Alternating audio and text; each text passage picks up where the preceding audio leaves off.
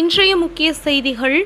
காஞ்சிபுரம் அருகே காஞ்சிபுரம் ஓரிக்கை டாஸ்மார்க் தற்காலிகமாக ஊழியர்களை பணி நிரந்தரம் செய்ய வலியுறுத்தி தமிழ்நாடு டாஸ்மார்க் பணியாளர்கள் சங்கத்தினர் இன்று குடும்பத்துடன் ஓரிக்கை மதுக்கிடங்கை முற்றுகையிட்டு ஆர்ப்பாட்டம் செய்தனர். இதன் விளைவாக பணி நிரந்தரம், ஓய்வூதியம் உட்பட 8 கோரிக்கைகளை வலியுறுத்தி 50க்கும் மேற்பட்டோர் பங்கேற்றனர். கோரிக்கை நிறைவேறும் வரை மண்டல அலுவலகம் முன்பு குடும்பத்துடன் குடியேற போராட்டம் நடத்துவதாகவும் அவர்கள் இதனை தெரிவித்தனர். கடந்த 23 ஆண்டுகளாக டாஸ்மாக் பணியில் டாஸ்மாக் ஊழியர்கள் 23 ஆண்டுகளாக கொத்தடிமையாக பணியாற்றியவர்கள். இவர்களுக்கு பணி நிரந்தரம் வேண்டி இந்த குடியேறும் போராட்டம் நடத்தப்படுகிறது. இந்த குடியேறும் போராட்டம் என்பது நம்முடைய மாண்புமிகு அமைச்சர் அவர்கள், மதுவிலக்குத்துறை அமைச்சர் விக்னேஷ் அவர்கள் 1 மாத கால அவகாசம் கேட்டார் எங்களுக்கு. எதுக்காகனா இந்த பாட்டிலாம் திரும்ப பெறும் திட்டத்தை மாற்றி அமைக்கிறோம் அப்படின்னு சொல்லிட்டு அதுவும் முடிஞ்சிச்சு. அதையும் மாற்றி அமைக்கல. ரெண்டாவது எங்களுடைய சம்பள உயர்வு, காலமுறை ஊதியம், பணி நிரந்தரம் 5 ஆண்டுகள் ஒப்பந்த தொழிலாளர் பணி செஞ்சா பணி நிரந்தரம் பண்ற அந்த கோரிக்கை இது எல்லாமே செய்யல. அதுக்காகவே நாங்கள் வயசு ஆகி போச்சு. 50 வயசு 48, 50, 52 வயசு ஆகின்னு இருக்கு.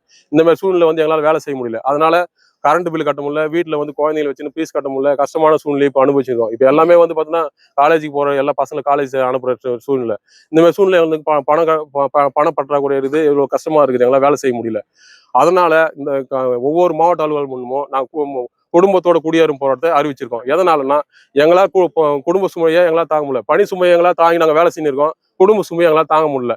பணம் இப்போ ஃபீஸ் கட்ட முடியல, கரண்ட் பில் கட்ட முடியல, வாடகை கட்ட முடியல. இந்த மாதிரியான சூழ்நிலை தான் நாங்கள் வேலை செஞ்சிருக்கோம். அதனால இந்த மாவட்ட நிர்வாகத்துக்கு மேலாளர் அலுவலகத்துடைய எங்கள் குடும்பத்தோட குடியேறும் போராட்டத்தை நாங்கள் அறிவிச்சிருக்கோம். ஊதிய உயர்வு என்பது கண் துடைப்பு தான் சார். இது பார்த்தீங்கன்னா எப்படின்னா 25% பப்ளிக் எல்லாருமே என்ன நினைக்கிறாங்கன்னா 50,000 ஏற்றுறாங்க, 60,000 அப்படின்ற மாதிரி 35,000 அப்படிதான் நினைக்கிறாங்க. ஆனா 36,000 3,600 ரூபாய் எங்களுக்கு கிடைக்குது. இப்ப பாத்தீங்கன்னா ஏற்கனவே 13,000 கிடைச்சிருந்தது. இந்த 3,600 சேர்த்து பாத்தீங்கன்னா இஎஃப், பிஎஃப் அதெல்லாம் பிடிக்க போக எங்களுக்கு பாத்தீங்கன்னா 15,000 ரூபாய் கையில கிடைக்கும். இந்த 15,000 வச்சுன்னு நாங்க எப்படி குடும்பம் நடத்த முடியும் சொல்லுங்க? இப்ப இந்த பாட்டிலுக்கு 10 ரூபா வாங்குறது திரும்ப அதாவது பாட்டில் கொடுத்தீங்கன்னா திரும்பி கொடுக்குற மாதிரி கொடுக்குறோம். ஆனா பாட்டில் எம்ஆர்பி 10 ரூபா வாங்குறான்னு குற்றச்சாட்டை நாங்க அந்த எம்ஆர்பி விற்கிறதுக்கு தயாரா இல்ல. ஆனா இந்த அரசாங்கம் அதுக்கு உண்டான கட்டமைப்பு அவங்க தான் அதை நிர்வாகம் செஞ்சு கொடுக்கணும். எங்களுக்கு என்னன்னா பெருசா ஒண்ணும் செய்ய தேவையில்ல. ஒரு டிரான்ஸ்போர்ட்ல ஒரு டிரைவர் ஓட்டுறாரு, அவரா பெட்ரோல்லாம் வாங்கி போறாரு. ஆனா நாங்க இதுக்கு நாங்க என்ன பண்ணா 10 ரூபாய் சில்லறை கிடைக்க மாட்டேங்குது. சில்லறை நாங்க தான் வாங்கி போறோம். கரண்ட் பில் நாங்க தான் கட்டுறோம், வாடகை நாங்க தான் கட்டுறோம். இவ்வளவு விஷயத்த நாங்க தான் பண்றோம். பேருக்கு தான் அரசாங்க கடையை தவிர இது எல்லாமே பப்ளிக் 10 ரூபா கொடுக்குறோம். அவங்க கிடையாது. நான் ஓப்பனா சொல்றேன்னா 10 ரூபா கொடுக்கறதுனால இவ்வளவு கடையில இவ்வளவு நாள் ஓடி ரன்னிங் இருக்கு.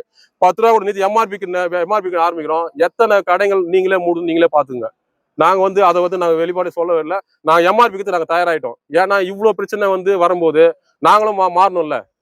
எங்களுக்கு ஒரு வாய்ப்பு வருது இல்ல, இந்த வாய்ப்பை நாங்க பயன்படுத்தின்னு நாங்க எம்ஆர்பிக்கு நாங்க தயாராயிட்டோம். அதுக்குண்டான கட்டமைப்பை இந்த அரசாங்கம் எங்களுக்கு ஏற்படுத்தி தருமா? அதுதான் கேள்விக்குறியா இருக்கு. கஸ்டமர் லைன்ல நிக்க வாங்கி கொடுக்கணும், பாதுகாப்பு கொடுக்கணும், பணி பாதுகாப்பு தரணும். அதே மாதிரி காலி பாட்டில் உடையுது, அதுக்கு தரணும். லோடு மேனுங்கெல்லாம் லோடு இறக்குறாங்க, ஏத்துறாங்க. இதுக்கு பாத்தீங்கன்னா கேஸுக்கு 5 ரூபான்னு சொல்லிட்டு வாங்கி மொத்த கிட்டத்தட்ட 2,000 ரூபாய் ஒரு நாளைக்கு ஆகுது. இந்த 2,000 ரூபாய் எத்தனை பேர் 10 ரூபா வாங்கி அவங்களுக்கு கொடுக்க சொல்லுங்க, நீங்களே சொல்லுங்க. அதே மாதிரி அவங்க இறக்கிட்டு போனது ஒரு 2-3 நாள் கழிச்சு பாத்தீங்கன்னா அப்படியே டேமேஜ் ஆகுது. இறக்கிட்டு போனதுக்கு அப்புறம் டேமேஜ் ஆகுது. இந்த அமைச்சர் சொன்ன பிறகு இந்த காசே தெரியும். இவ்வளவு நாள் எங்க தலையில தான் மிளகா அரைச்சிருந்தாங்க. டேமேஜ் ஆகுது. இந்த டேமேஜுக்கு ஒரு 1000 ரூபாய் டேமேஜ் 1000 ரூபாய் ஆகுது. இவங்க லோடு ஏறிட்டு போனதுக்கு அப்புறம் தான் அது எவ்வளவு டேமேஜ் ஆனதே தெரியும் திறந்து பார்க்கும்போது. ஏன்னா ஒரு பக்கம் கஸ்டமர் சாத்தம், இன்னொரு பக்கம் லோடு மேன் சீக்கிரமா இருக்குன்றது. இது இடையில நாங்க எங்களால் சரியா செக் பண்ண முடியல. ஒண்ணு விற்பனையை நிறுத்திட்டு சரக்குன்னா கரெக்டா இதுல பாட்டில் கரெக்டாக செக் பண்ணலாம். அந்த மாதிரி சுச்சுவேஷன்ல நாங்க வேலை செஞ்சிருக்கோம். அவங்க இறங்கி போனதுக்கு அப்புறம் அதுல பாட்டில் குறையுது. அது பார்த்தா அது ஒரு 1000 ரூபாய் கிட்ட வந்துடும். 500 ரூபாய், 800 ரூபாய், 900 ரூபாய் அப்படி வந்துடும். இப்போ அந்த காசுல நாங்க எப்படி தரது? எங்களால ஒரு ஃப்ரீடமா வேலை செய்ய முடியல. அந்த இடத்துல அவ்வளவு கஷ்டப்பட்டு தான் வேலை செஞ்சு இந்த அரசாங்கத்துக்கு நாங்க கஜனா நிரப்பிக்கின்னு இருக்கோம்.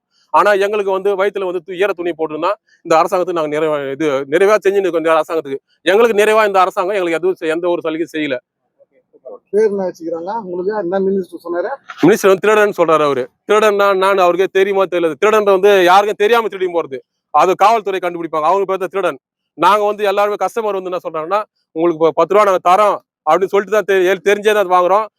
இதுக்கு தெரியாம நிறைய பேர் எங்களுக்கு பின்னாடி அந்த 10 ரூபாய் பங்கிட்டு வாங்கி போறாங்க. அது மினிஸ்டரே ஒரு வாட்டி சொல்லியிருக்காரு, இந்த 10 ரூபா வாங்குறதுல ஒரு ரூபாய் 1.5 தான் உங்களுக்கு கிடைக்குமோன்னு தெரியல அப்படின்னு அவரு வாயிலே ஒரு வாட்டி சொல்லியிருக்காரு. இதை